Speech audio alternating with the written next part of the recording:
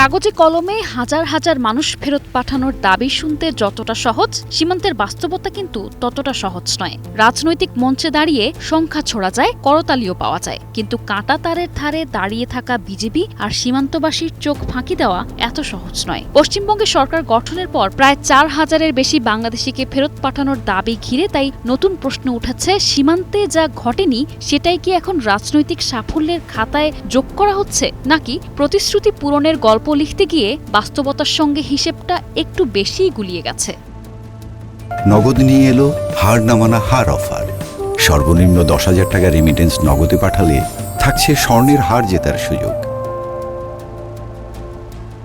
পশ্চিমবঙ্গে বিজেপি সরকার গঠনের পর ৪,৮০০ বাংলাদেশিকে ফেরত পাঠানোর দাবি করা হলেও সেই বক্তব্যকে সরাসরি প্রত্যাখ্যান করেছে বিজেপি। বরং সীমান্তে কঠোর নজরদারি ও স্থানীয় জনসাধারণের সহযোগিতায় যেকোনো ধরনের পুশ ইন প্রতিহত করা হচ্ছে বলে জানিয়েছে বাহিনীটি। এমন অবস্থায় প্রশ্ন উঠছে, যেখানে সীমান্তে প্রতিরোধের মুখে বারবার ব্যর্থতার অভিযোগ রয়েছে, সেখানে হাজার হাজার বাংলাদেশিকে ফেরত পাঠানোর এই হিসেব কি বাস্তবতার চেয়ে রাজনৈতিক বার্তাই বেশি? গত রোববার কলকাতায় পশ্চিমবঙ্গের নবনির্বাচিত মুখ্যমন্ত্রী শুভেন্দু অধিকারী বলেন, তারা নাগরিকত্ব সংশোধনী আইনের আওতায় না আসা বাংলাদেশি অনুপ্রবেশকারীদের ফেরত পাঠানোর কাজ শুরু করেছেন। তিনি আরও জানান, মে মাসে রাজ্যের সব জেলায় হোল্ডিং সেন্টার স্থাপন করেছে সরকার। তিনি আরও বলেন, এই কেন্দ্রগুলো থেকে এ পর্যন্ত ৪,৮০০ জন বাংলাদেশি অনুপ্রবেশকারীকে ফেরত পাঠানো হয়েছে।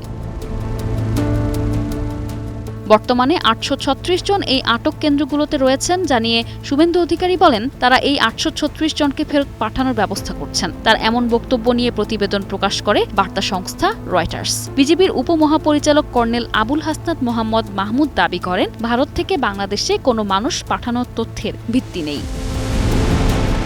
পুশ ইনের প্রয়াস সম্পর্কে তিনি বলেন, কোনোভাবেই পুশ ইন গ্রহণযোগ্য নয়। যদি কোনো দেশে অন্য কোনো দেশের নাগরিকেরা অবৈধভাবে থেকে থাকেন, তাদের সেই দেশে ফেরত পাঠানোর ব্যাপারে স্ট্যান্ডার্ড প্রসিডিউর আছে। সেটা দুই দেশ একটা ভেরিফিকেশন প্রসেসের মাধ্যমে সিদ্ধান্ত নেয়, কিন্তু পুশ ইন বেআইনি এবং অবৈধ। নিশা আলম, ডেস্ক রিপোর্ট, ২১শে টেলিভিশন।